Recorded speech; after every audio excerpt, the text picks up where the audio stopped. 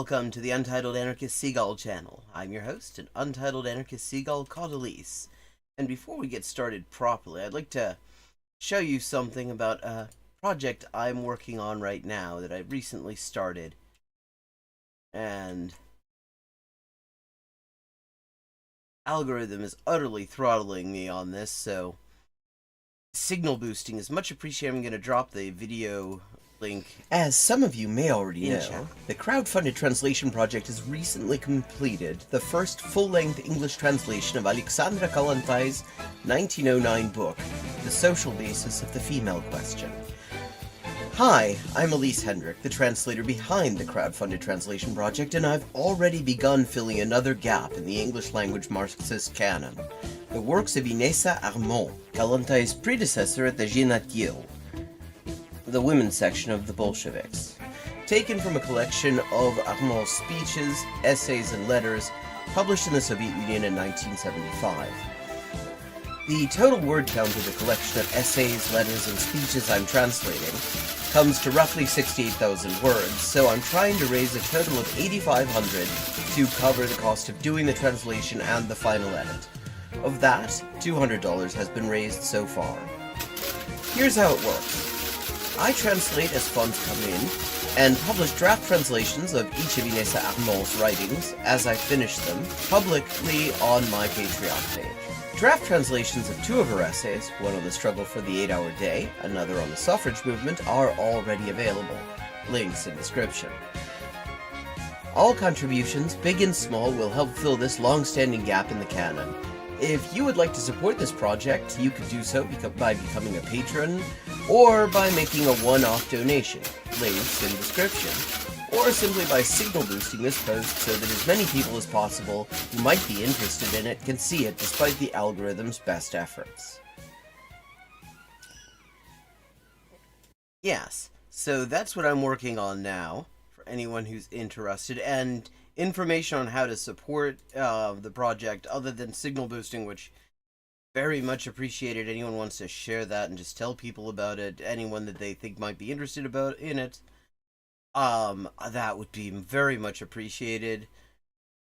One thing I know for sure is that there are more people who would be interested in it than there are people who are actually seeing my posts about it. And actually, since I recorded that video, there is now a third essay out on the women workers movement and the war, that is quite interesting and more of an analysis than a lot of the other stuff that I've translated so far. That's up on the Patreon page. You can get by just typing !Patreon if you want to check that out. And so, with that, let's see where we're gonna go. Kit Astro had this channel that he recommended called After School that looks like dodgy shit. This one is called Why Smart People Believe Stupid Things. I think we'll give that a little bit of a look. See, I mean, if there's some new bullshit to be looking at and ripping apart, I'm certainly there. So let's have a look at this bullshit. Let's see what kind of bullshit we're dealing with. I mean, I have a pretty good idea what kind of bullshit we're dealing with. I had a look around the fucking channel. Yeah, there's a lot of right-wing bullshit on there. A lot of Jordan Peterson, Lobster Boy shit. So yeah.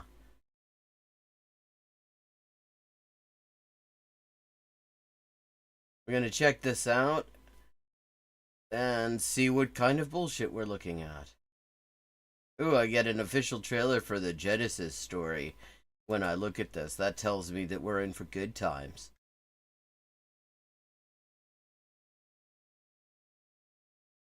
How's everybody doing tonight, chat? I mean, first of all, neat drawings. Give it that. I like neat drawings. What causes delusion? The prevailing view is that people adopt false beliefs because they're too stupid or ignorant to grasp the truth. Interesting accent there, because he did not pronounce stupid the way you would expect somebody with that accent to pronounce it, which makes me wonder, is that accent real? Because he said stupid and not stupid. But, okay, so we're already getting into a bit of ableism. That's neat. Hey, Nwariaguara, ¿cómo está? But just as often, the opposite is true. Como fue el día del joven combatiente allá en la quinta. Many delusions prey not on dim minds, but on bright ones. And this has serious implications for education, society. I mean, leaving aside the ableist, like, mental health framing here, I mean, what does everyone think this is going to be about? And you personally. I have a feeling this is not going to be about a detailed description of capitalist false consciousness. Have you seen these before, Adam? I had never seen this before. Kit Astro, who occasionally is in chat, put this in suggestions, and I had a look around, and it looks like it's some bullshit with some interesting graphics, I suppose. I mean, apart from the just ableism, I mean, well executed graphics anyway. But yeah, so I figured check out what this bullshit's about. Audition in 2013, the Yale law professor Dan Kahan. Okay, I'm just gonna look this guy up. That name is kind of familiar. What's his thing? And not Da Kahan. That's got me a bunch of Hindi music videos. Okay, specialist in criminal law and evidence. CSI Con Nashville.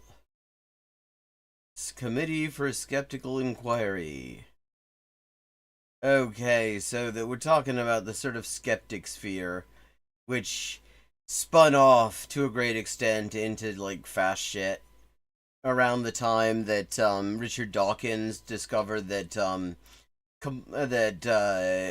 not liking sexual harassment was a creationism. Conducted experiments testing the effect of intelligence on ideological bias.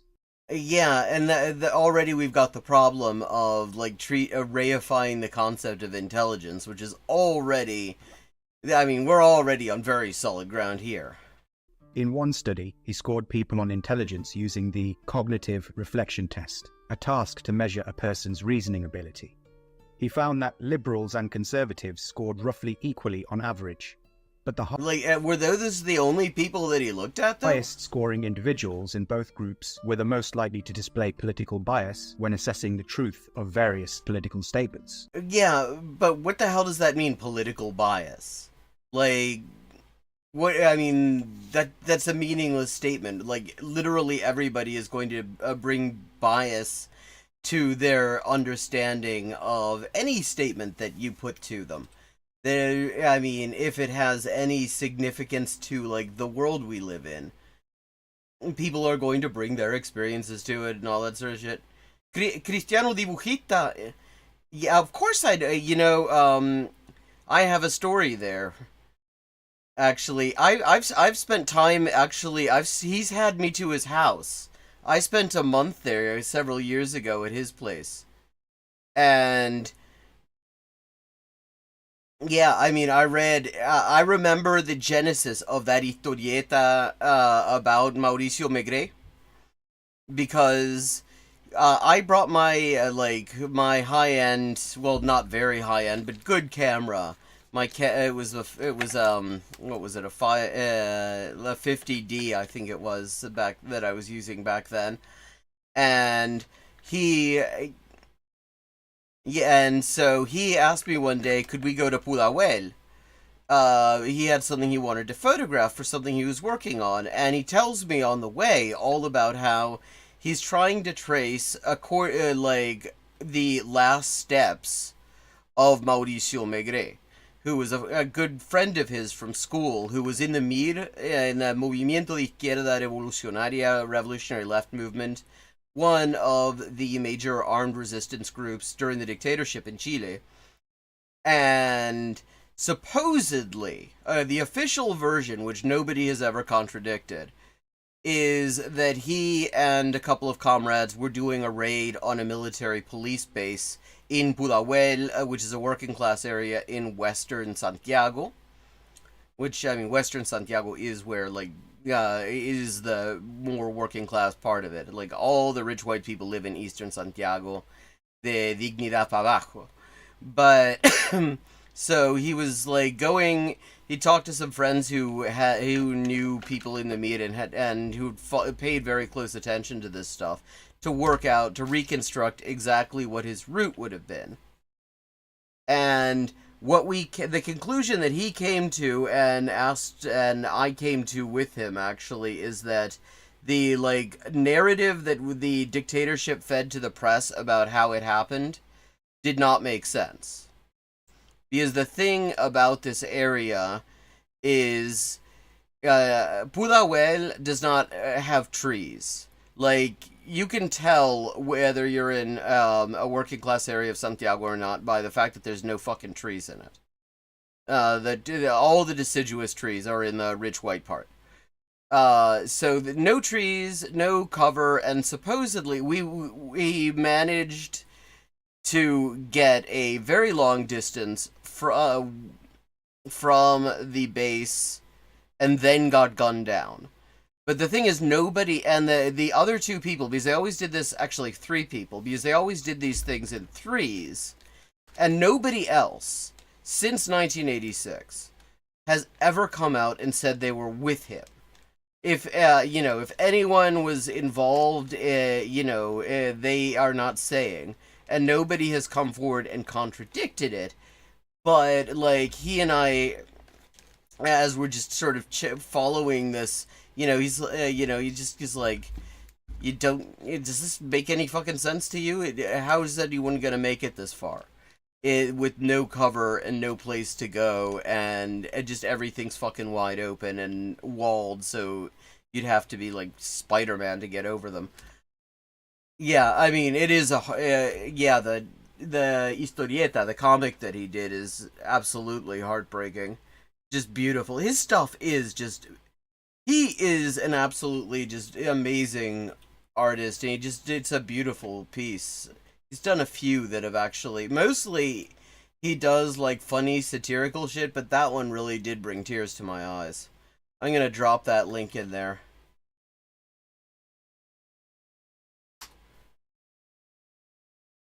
For anyone who wants to see it. It's in Spanish. Yeah. Yeah, I remember. He told me all about this. I'd been wondering, he said he was going to do a comic about it years ago, and I'd wondered if I'd missed it. And I just saw this today, and it's a beautiful tribute to him. In a further study, Kahan and a team of researchers found that test subjects... So getting back to this, we're already saying people saw things with a bias. Well, of course, which, no fucking shit, they saw things with a bias. Everybody does. Who scored highest in numeracy were better able to objectively evaluate statistical data when told it related to a skin rash treatment.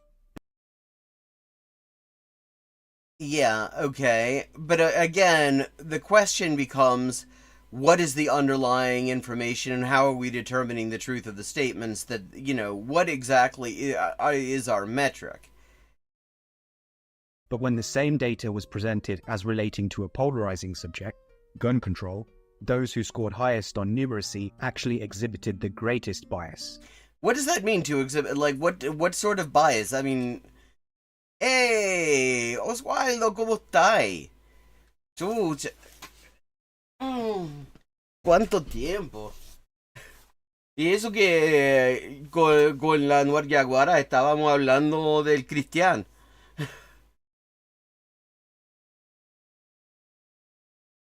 Una reunión externa de la combi. Okay, so he just keeps on throwing this word bias here without explaining what he means by it. Like, yeah, the thing is, when you get to a question that is about what kind of society you want to live in, Yeah, obviously the raw statistical figures are not the only thing that is going to inform your fucking decision. That's all. So that's all this is. But okay. The correlation between intelligence and ideological bias is robust, having been found in many other studies, such as Motivated skepticism and the evaluation of political beliefs. Yeah. So, okay. Yeah, I mean, this stuff is just Taba and such a nothing thing to say so far. I mean, yes, people have preconceived ideas and they affect how they evaluate political topics. I'm glad we had a study to find that out. Hodge 2006, Stanovich et al. 2012.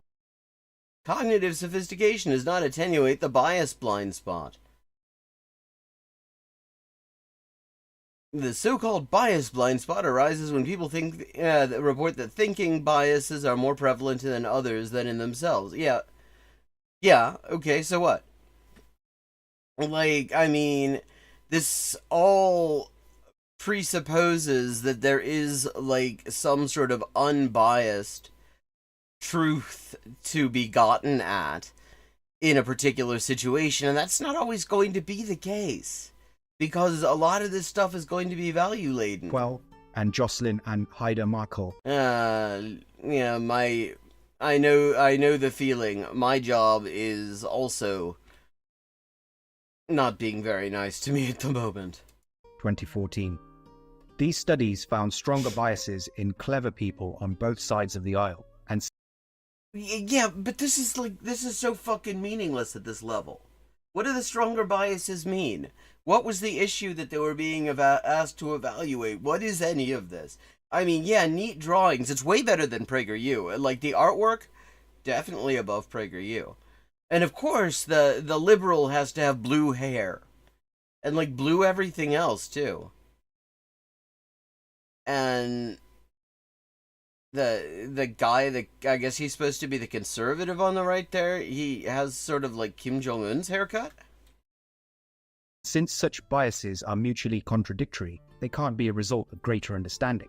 So what is it about intelligent people that makes them so prone to bias? To understand... What the fuck does that question even mean?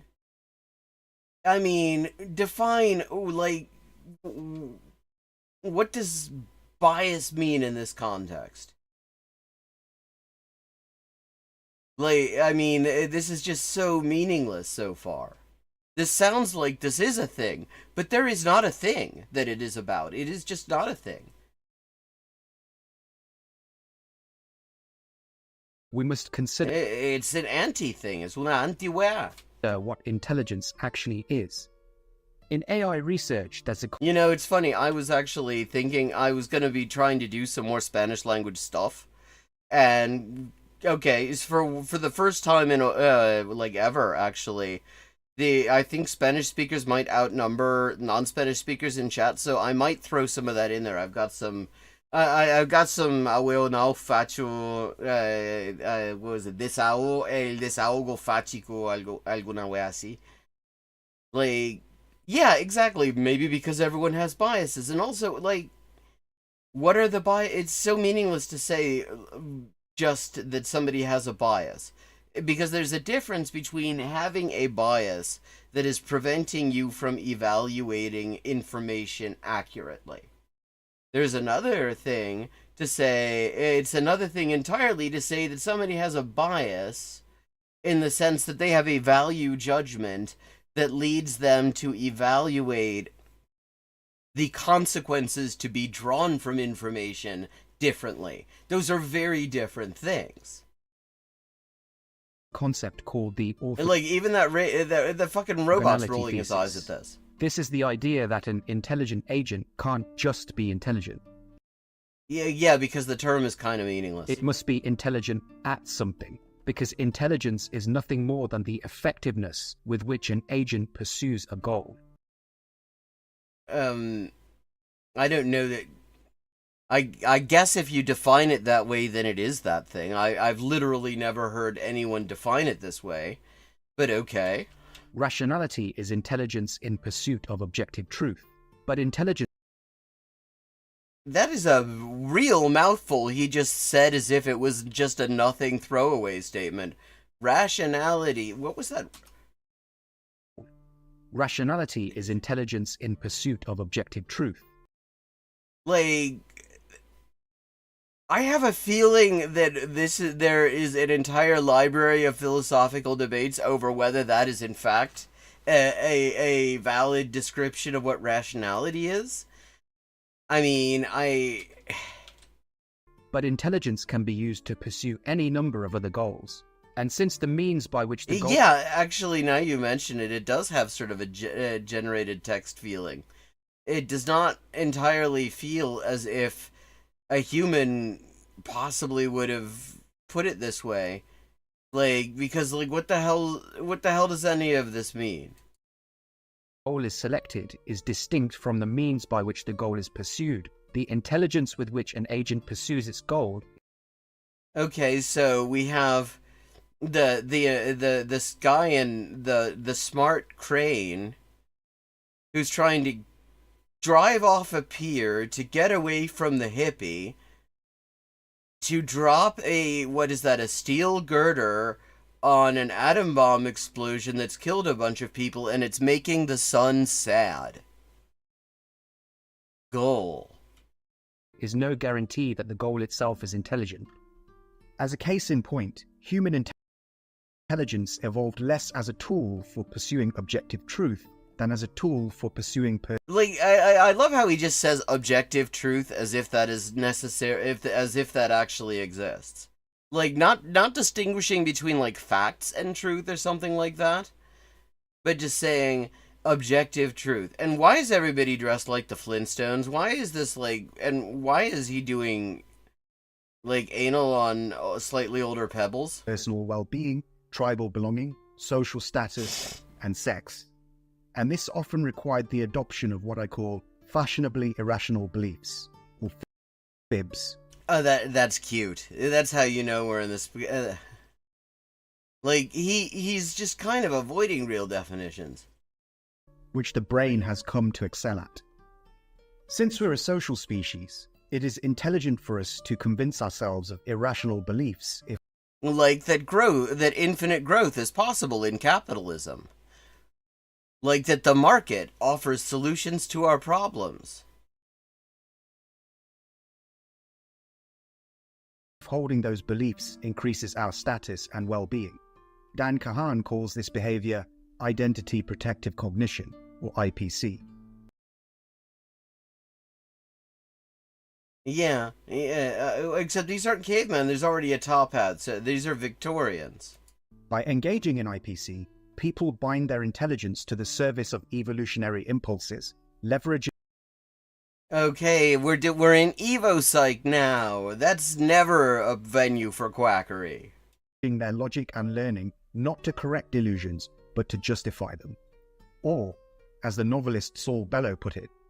Saul Bellow is an interesting choice for delusions, because the fun thing about Saul Bellow, fun fact, there was this book that came out in the 1980s by Joan Peters called From Time Immemorial.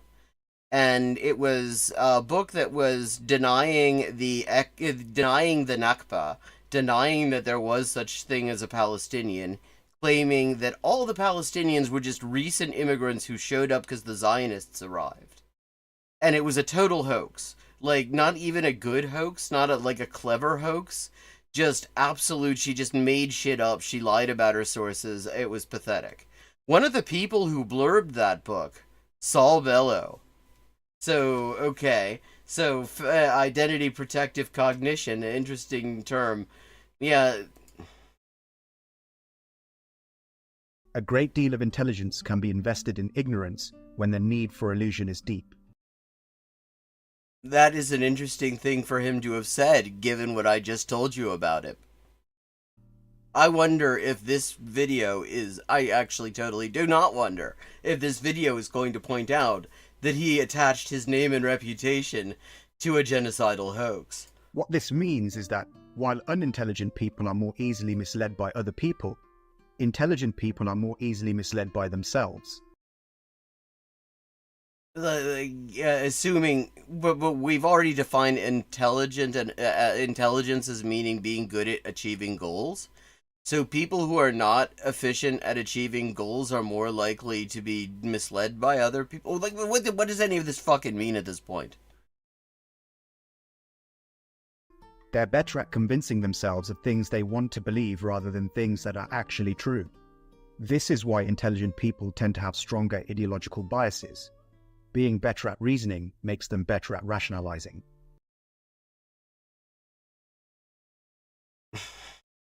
This tendency is troublesome in individuals, but in groups it can prove disastrous, affecting Like, okay, so the idea is the very structure and trajectory of society. For we're not going to be talking about capitalism, I'm guessing. centuries, elite academic institutions like Oxford and Harvard have been training their students to Why have we decided to just show that woman's ass now? win arguments but not to discern truth. And in so doing, they've created a Because discerning truth is such a fucking simple message. So just such a simple matter. They're not teaching people to discern truth. I'm not saying that Harvard and Oxford aren't like full of just they're ruling class finishing schools when you get down to it. So elite academic institutions are not teaching people to discern truth, and therefore people think Black Lives Matter, apparently. That's an interesting choice. That's not at all reflective of any kind of fucking bias there. class of people highly skilled at motivated reasoning. The master debaters that emerge from these institutions go on to become tomorrow's elites.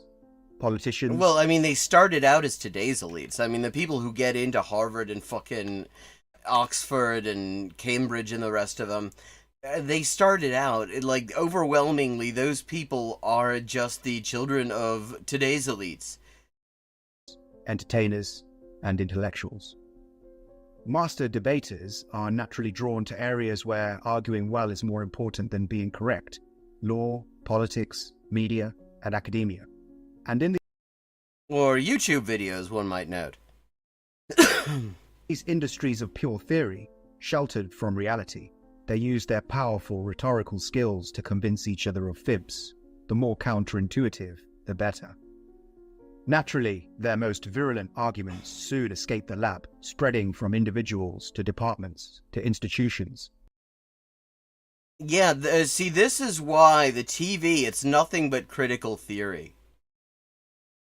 I mean, you turn on the TV, it's just people debating about Lacan's utility for interpreting literary works. Hey, I don't know nothing. To societies. Some of these arguments can now be found everywhere. A prominent example is wokeism. Oh, yeah. Yeah, I mean, because the concept of wokeism, yeah, that totally came from Oxbridge and Harvard and not from black culture. That's why... what? An identitarian ideology combining elements of conspiracy theory and moral panic. That is interesting because it is rare that you get reactionaries actually defining what they think wokeism is. Which became fashionable in academia toward the end of the 20th century, and finally spread to the mainstream with... Wait, so opposing, wanting to do something about the climate crisis, that is an example of wokeism. the advent of smartphones and... Yeah, I mean, totally, what happened was that, pictured here, that this is a moment in U.S. history known as Kraka Kente. They went to Harvard and they got wokeism. And then they turned around and they decided the only thing for it was to flood the country with fucking cops. social media. Wokeism reduces the world down to simplistic oppressor-victim relations, in which people who are white, straight, slim, or male are the oppressors, while those who are... Yeah, okay, so that we're just gonna make shit up. That now we've moved away from, like, pretending to talk about studies about cognitive bias without ever defining what any of that is supposed to mean in this context. And if you stayed awake through that, we're going to just do some straight up right-wing bullshit. While non-white, LGBT, fat, or female are victims. Wokeists typically reject claims of objectivity as a weapon created by straight white men to enforce the dominant, cis-heteronormative, patriarchal, white supremacist worldview. Well, yes, exactly. And notice that even he can't just say can't just say objectivity. He said claims to objectivity. And that's because the reason it's claims to objectivity is because it's not very objective when you take a close look at it. As such, they believe that the purpose of scholarship is not to determine truth, but to promote social justice. What if they think that truth and justice are on the same side? Or as they call it, diversity, equity.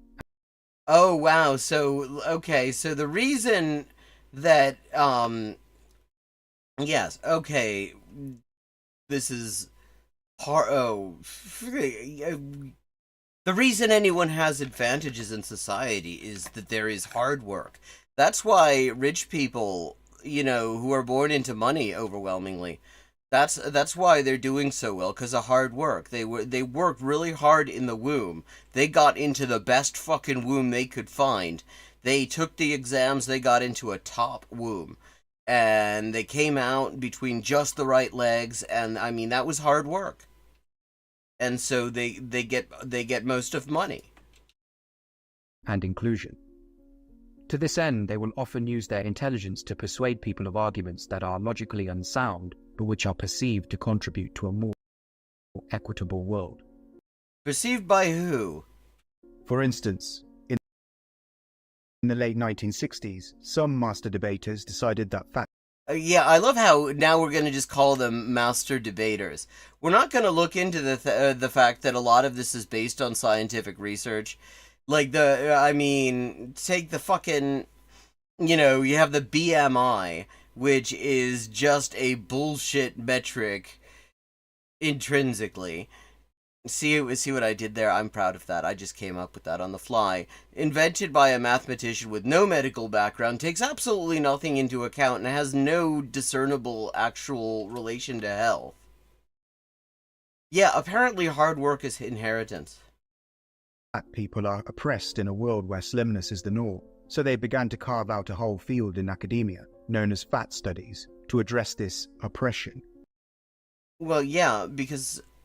Oh my god, he's slagging off somebody I know here.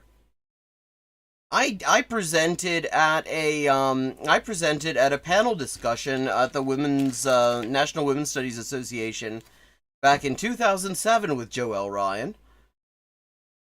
By creating cunning but irrational arguments to normalize obesity. Ignoring decades... Yes, but what's wrong with normalizing it? What's wrong with the idea... what's wrong with treating, fat people with respect? It's of medical research showing that being fat is a serious health risk. Fat... And actually, that's not the problem. The reason that there's the studies is because actually, when you look at the medical research, it doesn't really show that. One thing it does show, though, is that it very adversely affects your quality of healthcare. Because fucking doctors will look at you and you could, your arm could be off, and they'll be like, I think you'd be fine if you just lost the weight. And it's like, motherfucker, my arm's off. Yeah, I mean, in here, this is literally a scientific study. This is from the Canadian Medical Association. There is an actual peer-reviewed journal, a peer-reviewed study saying that actually treating fat people like shit not only does not cause them to lose weight, but it actually makes them less healthy. So this is, like, I thought we were talking about master debaters. He's, like, literally refuting himself right here. Fat studies scholars argued that anti-fat attitudes are health risks because they may cause obese people anxiety and stress. Since then, these activist academics have developed even more convoluted rationalizations. Weird citation needed territory here. Many now argue that wanting to fight obesity Oh, well, we're citing to the Daily Mail. That's scientific. is white supremacy. And yes, actually, the way that people value different body sizes in this culture, very much based on racism. Just as fat studies was created to normalize obesity in the interests of social justice. I seem to remember that wokeism, as he said, was a moral panic based on conspiracy theories. That was his definition of wokeism. And here he is, trying to say that fat studies is a conspiracy to normalize obesity. I don't know what. He hasn't gotten to the actual objective of the conspiracy, but that is literally what he's doing. Another academic field, gender studies, was created to normalize transgenderism and... No, it wasn't. No, it fucking wasn't. In fact, I mean, at the time that gender studies actually started to become a thing, trans people were hardly even a subject of debate. Like, most people did not even really have a perception that that trans people existed. I mean, you talk about gender studies, we're talking about the 1970s, mostly. We're talking about attempts to study the effect of gender in society. It was largely, at the time, to do with, like, cis women's concerns, above all, because that's who had access to academia. In fact, it has been getting trans people to have a look in gender studies is a fucking has been an uphill battle the entire time. And if you go and look at, like, say, the mailing list, the listserv of the National Women's Studies Association, I mean, it's full of TERFs. Gender nonconformity through similarly dubious arguments. What's wrong with normalizing, like, first of all, what does normalizing transgenderism and gender nonconformity mean? Like, what is normalizing here? I mean, it seems to be what he's saying is that people who exhibit those characteristics should, normalizing means they should be, like, treated with respect? Which, okay, so why is that bad?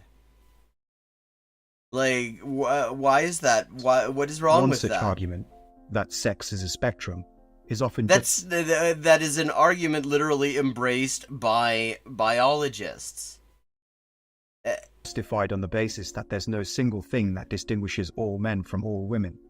Yes, and the existence of intersex people at a very consistent percentage of the population. Such an abstract explanation is seductive, but beneath the allure, it's just an elaborate case of the univariate fallacy. The univariate fallacy. Is he going to explain what he thinks that means? It's true that no single thing distinguishes all men from all women. This is incidentally a textbook example of the straw man fallacy. Because the reason scientists say that sex is a spectrum is not just this. It is not just this. I mean, and he hasn't actually explained what he means. And also, no difference is not what that means. Like, literally, this is all bullshit.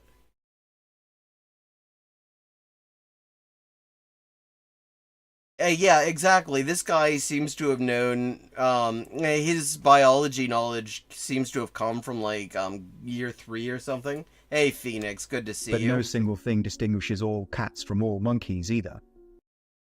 Yeah, and this is why actually taxonomy, I mean, not that specific example, that specific example is silly and is intended to be, but actually taxonomy is not an entirely uncontroversial subject specifically because the definition of species is something that we came up with. Humans made that shit up, just like we made up gender to try to account for things we found in the world.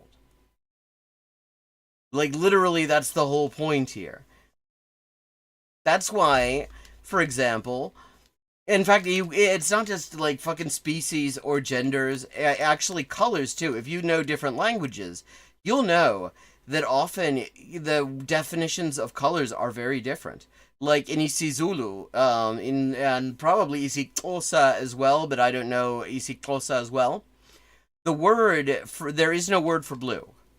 There is a word because blue and green are assimilated to a single color, and you distinguish by saying this color name like the grass or like the sky. In Korean and Japanese, various shades of green are actually known by the word blue. Like a green light in Japan is a blue light, even though it's the same color as it is anywhere else.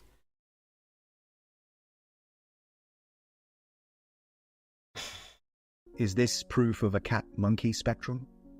Well, actually, I mean, again, taxonomists would say that, yeah, there is a spectrum going on there. I mean, I don't know if they'd use that word, but they certainly would say that our categorizations are not entirely waterproof.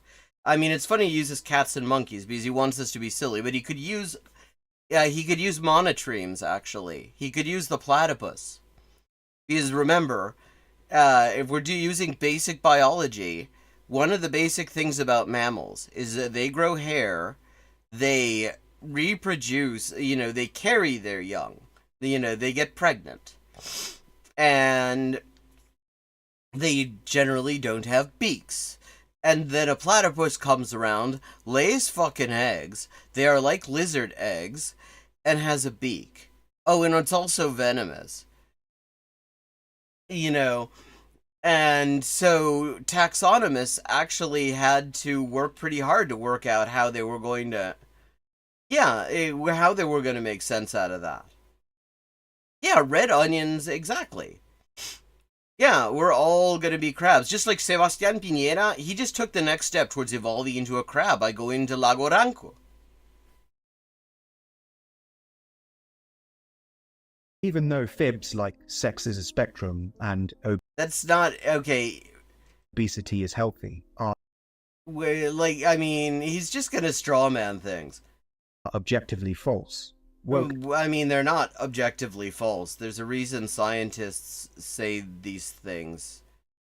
Academics have made them mainstream through a combination of crafty arguments and idea laundering. The practice of couching opinions in academic jargon and using research to back them up, placing them in academic journals to disguise ideology as knowledge.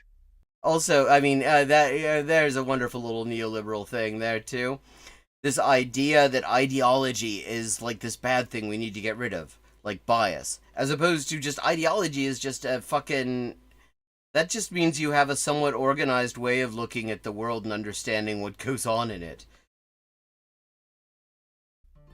These kinds of masturbatory beliefs now prevail among he's really leaning into his masturbation pun. Cultural elites, including those who should know better, such as biologists. Well, maybe you should look into why it is biologists would say that, have been saying for a long time that sex is a spectrum. Maybe they could explain it to you.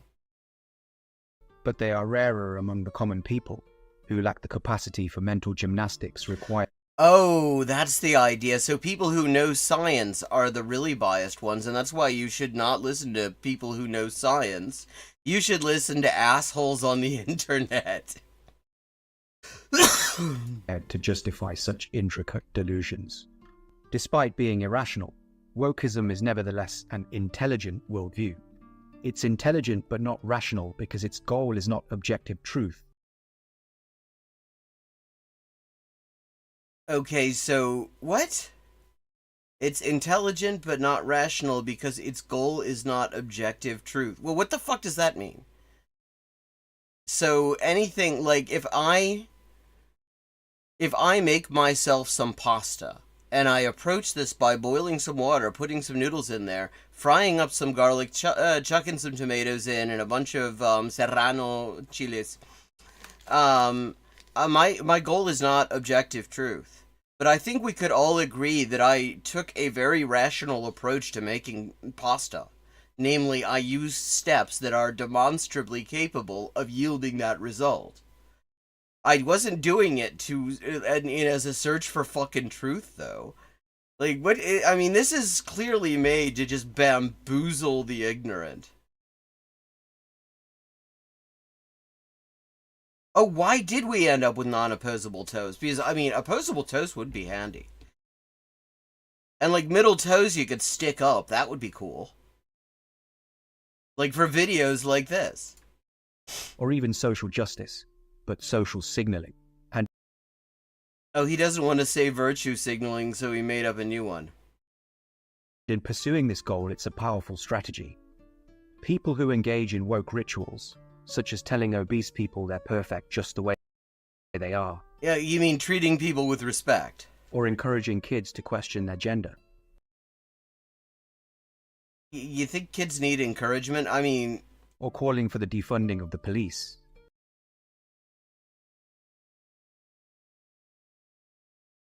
like, what even are these images at this point? Signal to others that they're cultured and compassionate towards society's designated downtrodden. Yeah, I mean, and last I checked, wanting to defund the police is a great way to have, like, all of the entire world's white liberaldom descend on you and tell you to shut the fuck up. Even though, actually, objectively, that was a good move. I mean, you can't look at all the shit that's going on in the US right now and think that it's a good idea to have the cops be really, drowning in money.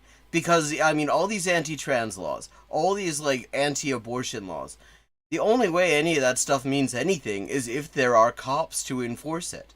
Like, literally, the demand to take away cops' funding preparatory to their abolition has aged really well, actually.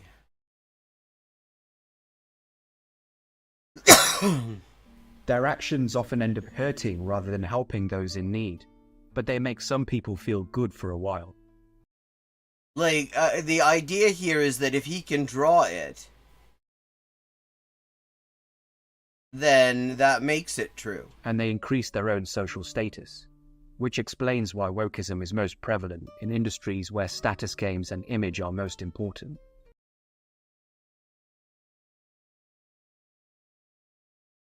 He can't write... Wait a second, his fucking son looks like Stone Toss's shitty characters. I mean, Hans Christian Grabner. Politics, media, academia, entertainment, and advertising. Wokeism is what happens when identity-protective cognition is allowed. Wait.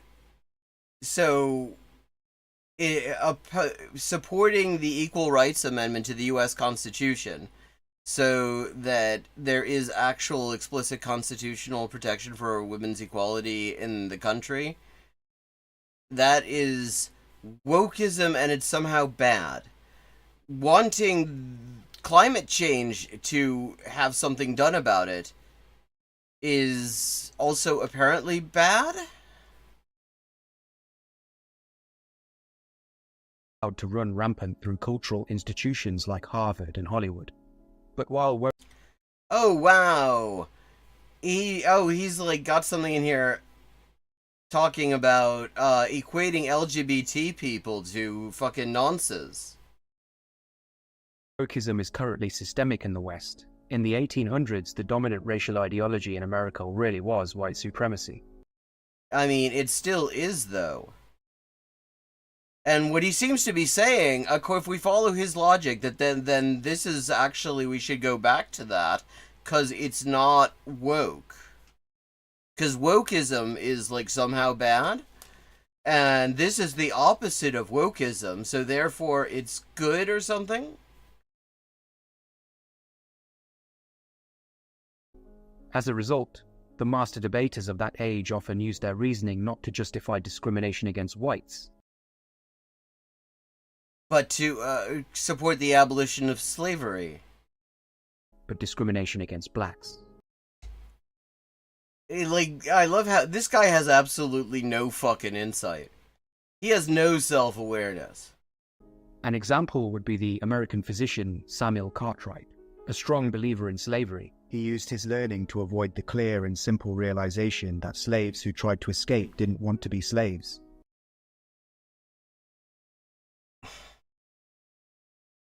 Yeah.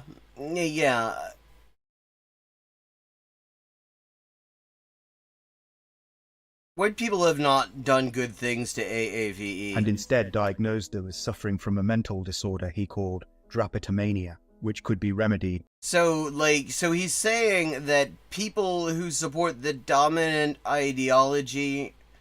So, I love how he's like, his example here, he doesn't want to admit that there are people whose entire job is to make bullshit arguments by whipping the devil out of them. It's an explanation so idiotic, diagnosed with today. Get out of there. Yeah.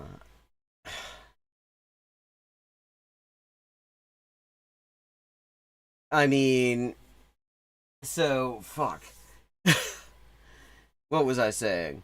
Like, so instead of looking at the idea that maybe there are people whose entire job is to make propaganda for the dominant ruling class ideology rather than, like, criticizing it, he has to go back and then say, the people who oppose the dominant ideology, which he likes, now, back then, they would have been supporting the dominant ideology, the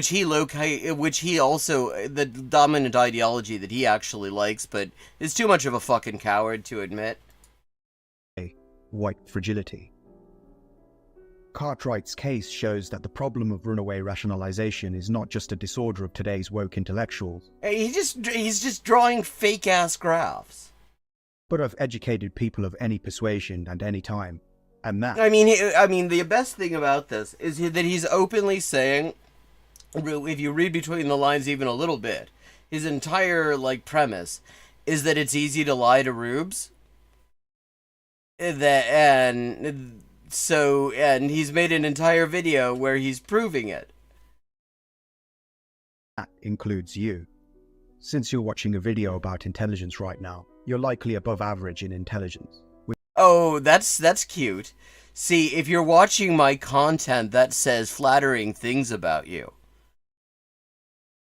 Which means that you, whatever you believe, should be extra vigilant against your intellect being commandeered by your animal impulses. My animal impulses, like not wanting to have racist state terror? But how does one do that, exactly? I can't wait to hear how one does that. How does an intelligent person avoid a disorder that preys specifically a disorder that does not exist on intelligence? The standard rationalist path is to try to avoid delusion by learning about cognitive biases and logical fallacies, but this can be counterproductive. Yes, especially if you're a dickhead like this who just, like, misuses them. Research suggests that teaching people about misinformation often just causes them to dismiss facts they don't like as misinformation.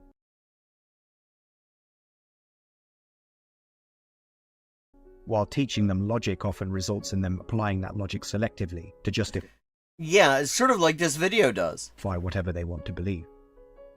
Such outcomes make sense. If knowledge and reasoning are the tools by which intelligent people fool themselves. What the fuck is this? What the fuck is this? Like, okay. Why are we looking at a picture of somebody eating beans and farting? Then giving them more knowledge and reasoning only makes them better at fooling themselves. So the idea is that nobody should know anything. People should be as ignorant as the target audience of this video. I've been writing about irrationality since 2017, and in that time I've noticed a disturbing pattern. Whenever I post he misspelled cognitive. Cognitive bias or logical... Like, he could have gone back. He could have edited this and fixed the spelling. Cognitive bias? Fallacy. My replies are soon invaded by leftists claiming it explains rightist beliefs. Well, yeah, it actually does, though. And by rightists claiming it explains leftist beliefs. Like you.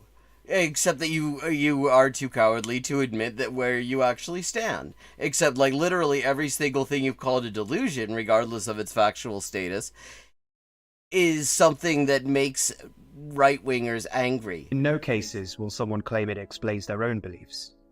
I'm likely guilty of this too. It feels You think? effortless to diagnose others with biases and fallacies, but excruciatingly hard to diagnose oneself. Well, let me help you out. As the famed decision theorist Daniel Kahneman quipped, I've studied cognitive biases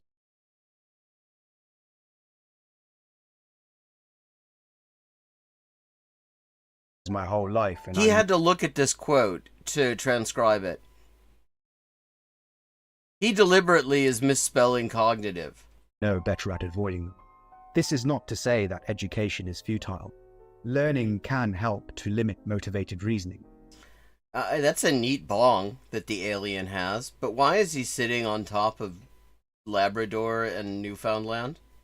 But only if it's accompanied by a deeper kind of development. Again, with the very Stone Tusk-esque facial expressions. That of one's character. Motivated reasoning occurs when we place our intelligence and learning into the service of irrational goals. Why are peace, love, and apparently taking a shit irrational goals, though? What makes them irrational? Like, what even is the goal here? If the goal... I would say if the goal is to get to the toilet, and the toilet is way high up, then having a ladder to get to it, that's pretty rational. Like, why is not wanting war inherently irrational? He just uses irrational to mean bad. Oh, it's a South Park reference. Of course it's a fucking South Park reference. Yeah, I should have realized that. The root of the problem is therefore not our intelligence or learning, but our goals. So, peace, love, and defecation. I don't remember that being okay. I mean, those seem like reasonable goals. Most goals of thinking are not to reach objective truth, but to justify what we wish to believe. Oh, well, I would say most goals of thinking are to achieve some task that a person wants to do. There is only one thing that can motivate us to put our intelligence into the service of objective truth, and realizing that objective truth does not exist would be a good start, though. that is curiosity. It was curiosity that was found by Kahan's research to be the strongest countermeasure His name isn't Kahan. Oh no, that's right. The other guy's Kahan. against bias. But how do Okay, again with misusing the term bias. Yeah, I mean, the longer, as time moves on, I find that the people who make the most South Park references tend to be the dodgiest motherfuckers. Yeah, irrational thoughts like maybe there shouldn't be starving people. Like, maybe capitalists should not. Apparently it's also an irrational goal for, like, fat people to want to be treated like human beings and... make ourselves curious? Is it even possible? Good news. If you're watching this, you're probably quite curious already. Wow, I mean, here he goes again. That's so cute how he uses congratulatory... He's like, if you're watching this, then that makes you a really good person. I'm going to say nice things about you because that way you're going to watch more of my content. By the way, chat, I mean, you are wonderful people. I mean, the fact that you are watching this stream shows that you are some of the most amazing people on this planet. I mean, see, it's the exact same fucking shit. I mean, but I do have to say, I think we have a very, very nice chat. I mean, there has almost never been anyone dodgy in chat on this stream other than, like, link spam bots. So, yes. I mean, I was being facetious, but actually, I like, I like the chat we have here. Something you can do to supercharge your curiosity. Enter the curiosity zone. Basically, curiosity is the desire to fill gaps in knowledge. Wait a second. Why is he using... This is a reference to a, like, notorious anti-Semitic caricature. Why is he putting in this in here to do with curiosity? This is literally from a Nazi caricature about how Jews have their tentacles everywhere. Like, seriously. Why is he putting that? Why does that come to mind when he's talking about fucking curiosity?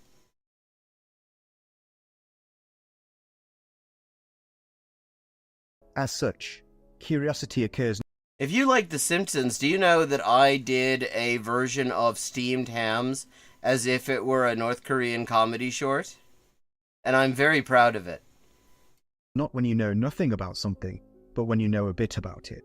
So learn a little about as much as you can. Seriously, why the fuck's... Wait, I mean, see, this sort of thing...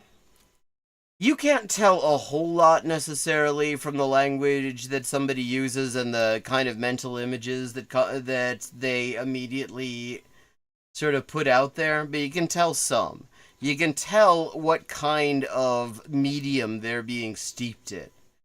And he's being steeped in a really dodgy fucking medium. Like, I mean, what the fuck does an octopus have to do with curiosity? And this will create itches that will spur you to learn even more. I don't know nothing. You know, it's funny that you should say that, because I was thinking I was going to show it to you. Yeah, that's what it fucking looks like. And look, it's like, it's putting its tentacles around a whole bunch of money. And the court system, apparently. And protesters who, I guess they're protesting for more Ghostbusters. Curiosity is essential to directing your intellect toward objective truth, but it's not all you need. You must also have humility. This is because the source of our strongest biases is our ego. We often base our self-worth on being intelligent and being right, and this makes us not want to admit when we get things wrong or to change our mind. And yeah, I'm guessing that this is a very common problem for the maker of this video. So, in order to protect our chosen identity, we stay wrong. If you define your self-worth by your ability to reason, if you cling to the identity of a master debater, then... That's not the same thing, though. Like, being able to reason and being able to debate are very different things. Like, I mean, fucking Ian Nonsinski and fucking Xander Hole and Stephen Bonnell. Destiny, the guy who thought he could go and debate, like, fucking Muin Rabbani and the rest of them. You know, he apparently could not... he thought Erdogan was the Prime Minister of Israel and couldn't find Israel on the fucking map. And admitting to being wrong will hurt you, and you'll do all you can to avoid it, which will stop you learning. So instead of defining yourself by your ability to reason...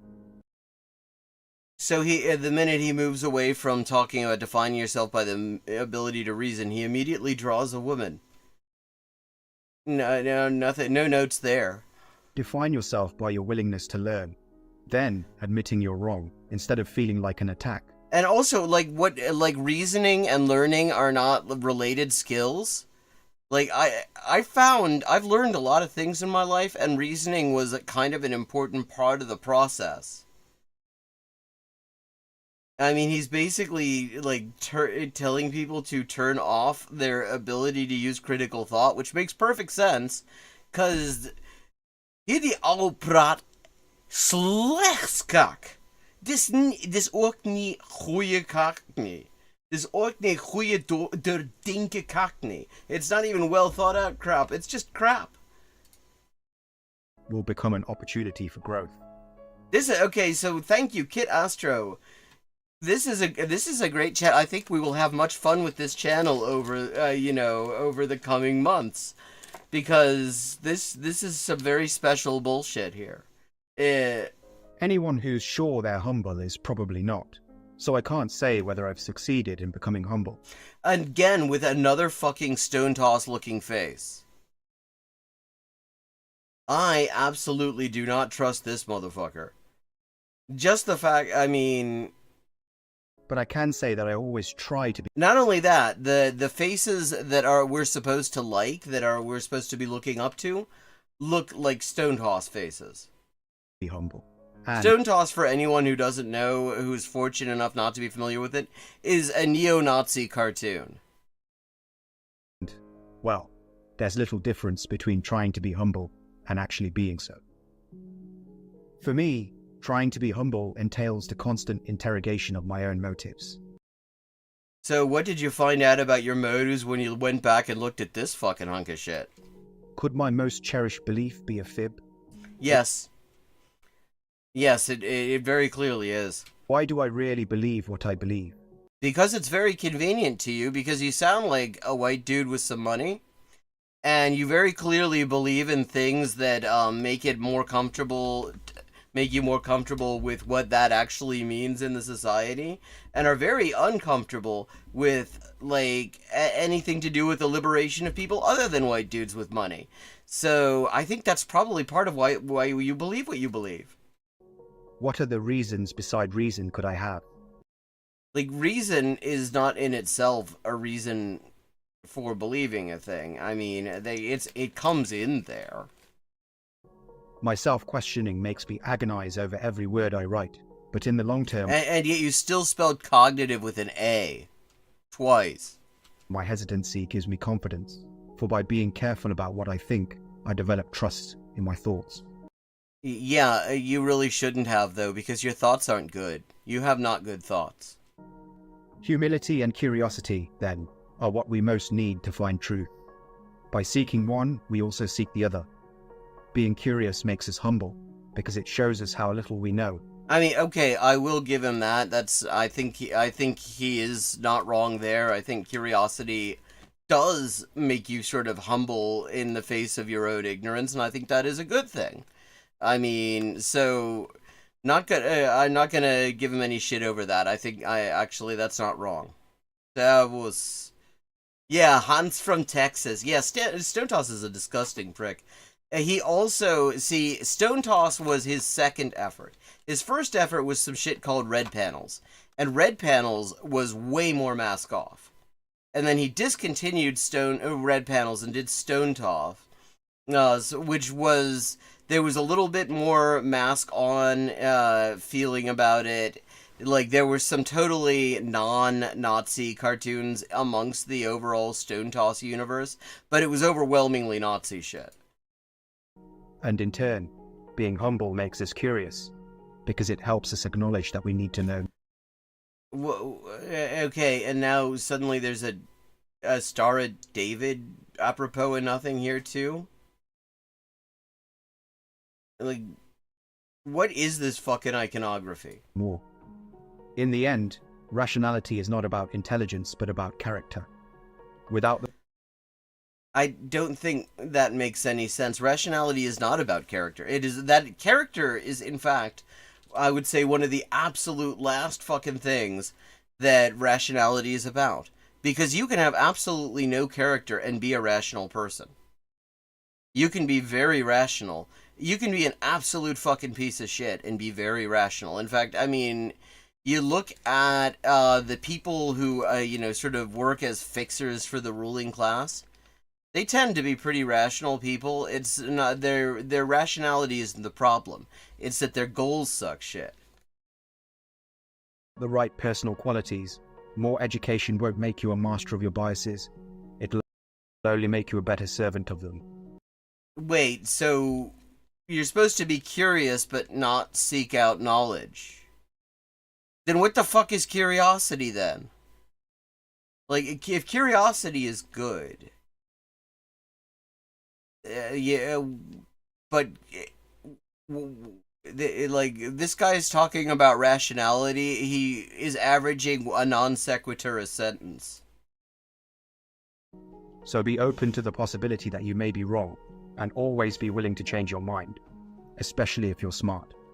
By being humble and curious, you may not win many arguments, but it won't matter, for even losing arguments will become a victory that moves you toward the far grander prize of truth.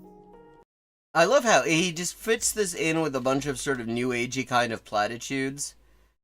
But, I mean, the heart of the thing is just straight up far-right propaganda.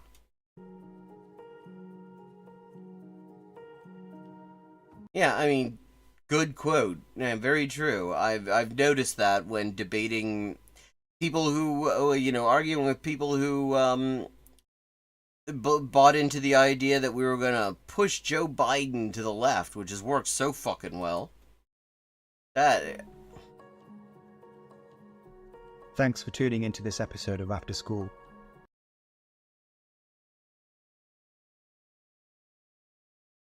Okay. I had a request for a short video that we're going to look at.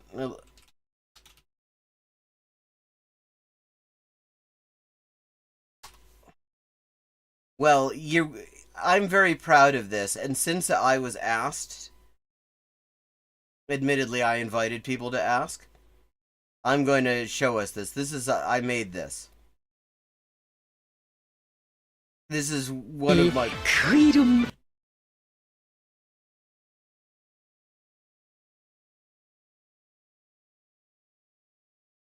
더 높이 떨쳐가고 있습니다.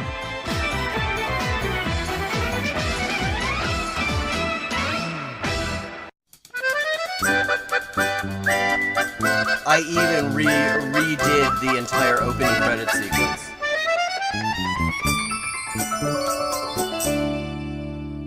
That, incidentally, is the tagline of the series of North Korean, comedy shorts. Because they're all about different ways people fuck up. Mostly to do with, etiquette and stuff like that, but occasionally to do with failing to file legally required paperwork before taking stuff from one plant and using it and shit. But okay. 쓸데없는 길 안내에도 불구하고 도착했네, 교장동무. 아, 교육위원장 동지, 어서 오시라요. 잊을 수 없게 맛있는 점심을 차렸습니다. 어머나, 그 요리가 새까맣게 되었네. 하지만 식당에 가서 밥 사고 자기가 만들었다고 허튼 소리 해보면 위원장 동지는 내가 떡침을 모르실 것이다.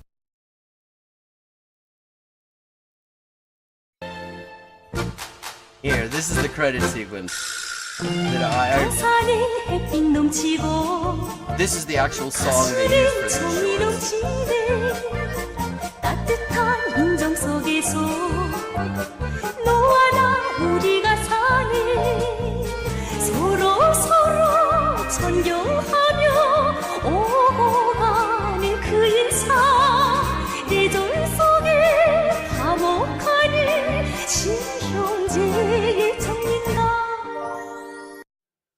고하는 짓이요? 위원장 동지, 저는 그냥 장문으로 신경운동했을 뿐입니다. 인민보건 제소의 시간이죠? 같이 하실래요? 부엌에서 연기가 나는 것 같잖소, 교장동. There's no way North Korea would broadcast this. There's so many reasons they would not broadcast this.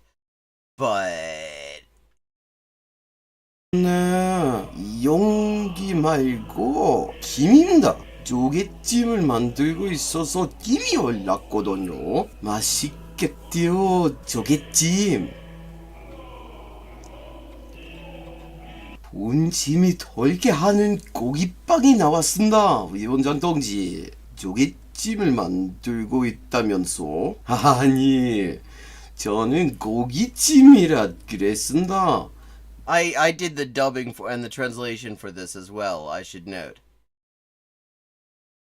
고깃빵을 그렇게 부르니까요. 고깃빵을 고깃찜이라 부르고 옳습니다. 사투리 표현인데요. 어디 사투리요? 저 경북도인다. 진짜요? 난 고향이 정진시인데 고깃찜이란 단어를 들어본 적이 한 번도 없어. 실은 정진시보다 김책시 방언이라서 그렇디요. 길었군. 있잖소. 이 고깃빵은 맛이 여기에 간이 식당 고깃빵과 매우 비슷하오. 아닙니다. 우리 가정이 옛날에 발명한 요리법이에요. 고깃찜. 길었습니다. 분명히 숯불에 구운데도 불구하고 고깃찜이라 부르는가. 그렇죠. 한 가지. It is so easy to do the dubbing on animation because you can just keep on looping people's mouth movements. 한 가지 잠깐 시기하였습니다. 일 없어? 정말 맛있었디요. 와주셔서 감사합니다, 위원장 동지. 저는 피곤하네요. 이로써 난 이제 어머나 저기서 도대체 무슨 일이요? 북극관이요.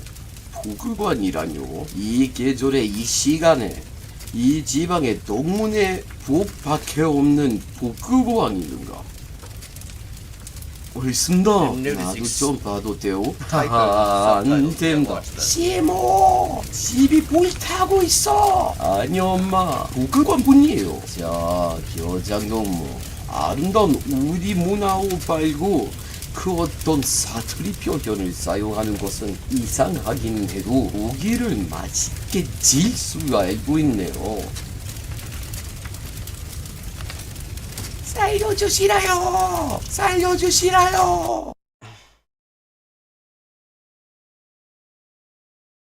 Yes, so that is a thing I'm very proud of. I'll just drop the link in chat. Why not? Drop everybody else's links in chat when they don't suck. Okay. We've got... Oh, well, it's all, we're running out of time, really, at this point. But let me just, note...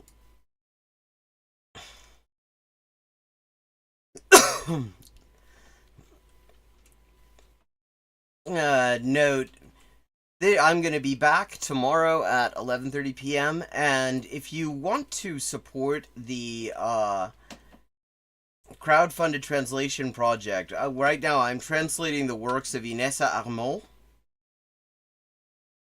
and I would really appreciate signal boosting on this because the algorithm is absolutely throttling everything I post on it. So here's a video introducing the project. And in the description, there are all the ways you can support it. And signal boosting is a big one. There are also donation links. Trying to raise a total of $8,500 to cover all of the translation and the editing. Going to be translating it and publishing it as the funds come in and as I finish stuff. There are already 3 essays out on the Patreon page. The whole thing will be freely available to all once it's done. But if people would like to support the project, either by by donating or by signal boosting that video there, I would very much appreciate that because I'm putting this up on my Facebook and stuff, and I get the impression I'm getting 0 engagement, and my posts usually get a fair bit of engagement. So the more the better. That's just a thing I would really appreciate. Yeah, I mean. But anyway, so that's my Steamed Hams as a North Korean comedy short, and it was fun doing that credits. I love doing, actually, that's my favorite filmmaking thing is matching montages to music. I did one that I absolutely cannot show on here because it would be an absolute copyright strike. But I took the West Wing theme music, the opening credit theme, and matched it to a montage from Downfall that I put together. Because it occurred to me one night that actually you could do a show like West Wing with the fundamental message of West Wing. That namely, the people who run the place, they're just so much smarter than us, and they all mean well. And if you don't understand that, that's because that's a you thing. You just don't understand the complexities of everything. And I realized you could do that about literally any regime. Doesn't matter who. And so I was like, I'm gonna do a credit sequence of West Wing, but it's Downfall. So And so I would show that here, but there is absolutely no way I would have a stream after that. Like, I've tried posting that to Facebook and it always gets taken down because of the music, apart from everything else. And without the music, it's nothing. So, yeah. That's just going to stay in the vault, I suppose. But I will be back tomorrow at 11:30, and thank you to everyone who's shown up. I really do like the chat here. I think we've managed to have like a very cool group of people who have found their way to this channel, and I really appreciate all of you. So I look forward to seeing you tomorrow, I guess.